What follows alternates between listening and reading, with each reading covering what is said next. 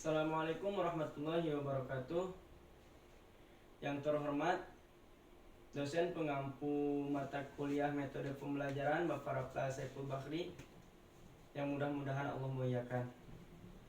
Berdirinya saya di sini untuk mempresentasikan hasil belajar saya mengenai pengaruh olahraga senam lantai dengan menggunakan model pembelajaran cooperative learning terhadap tingkat keberanian peserta didik.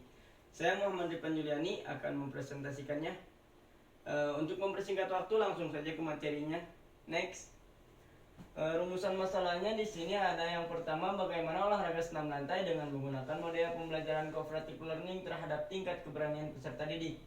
Yang kedua, apakah terdapat pengaruh dari olahraga senam lantai sebelum dan sesudah menggunakan model pembelajaran cooperative learning terhadap tingkat keberanian peserta didik. Next. Poin yang selanjutnya yaitu kajian teori. Poin A-nya, olahraga senam lantai menurut Budi Sutrisno 2010, senam lantai merupakan salah satu cabang olahraga yang unsur geraknya meliputi mengguling, melenting, keseimbangan lompat, serta loncat untuk melakukan gerakan-gerakan senam lantai. Kita harus melakukan banyak latihan secara teratur atau rutin.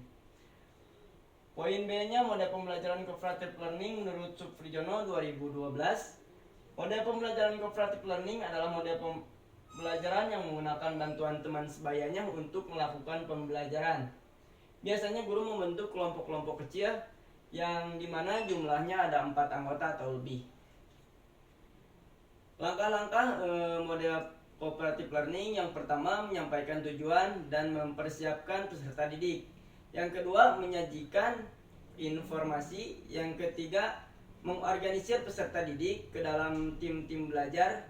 Yang keempat, membantu kerjasama tim dalam proses pembelajaran. Yang kelima, mengevaluasi. Dan yang keenam, memberikan masukan atau saran. Next. Keberanian peserta didik. Keberanian merupakan suatu sikap untuk membuat sesuatu dengan tidak terlalu merisaukan kemungkinan-kemungkinan yang buruk. Keberanian peserta didik, Aristoteles mengatakan bahwa kemampuan menaklukkan rasa takut merupakan awal kebijaksanaan. Artinya, orang yang mampu mengendalikan ketakutannya akan mampu bertindak bijaksana tanpa membayangi ketakutan-ketakutan yang sebenarnya hanya halusinasi belaka. Next. Metode penelitian, jenis penelitian yang saya teliti. Dalam penelitian ini menggunakan jenis penelitian kuantitatif. Menurut V. Wiratma Sujarwani 2014, penelitian kuantitatif adalah jenis penelitian yang menghasilkan penemuan-penemuan yang dapat dicapai atau diperoleh dengan menggunakan prosedur-prosedur statistik atau cara lain dari kuantifikasi. Metode penelitian saya ini menggunakan jenis penelitian kuantitatif. Mengapa jenis penelitian kuantitatif? Karena ada data yang akan diolah merupakan data rasio yang menjadi fokus penelitian ini, yaitu untuk mengetahui besarnya pengaruh antar variabel yang diteliti. Belum. Desain penelitian.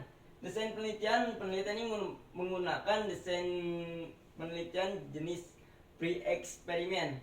Menurut Sugiono 2014, desain penelitian pre-eksperimen merupakan rancangan penelitian yang meliputi satu kelompok, yaitu one group, dengan menggunakan pretest dan posttest yang dilakukan terhadap satu kelompok tanpa kelompok kontrol atau pembanding.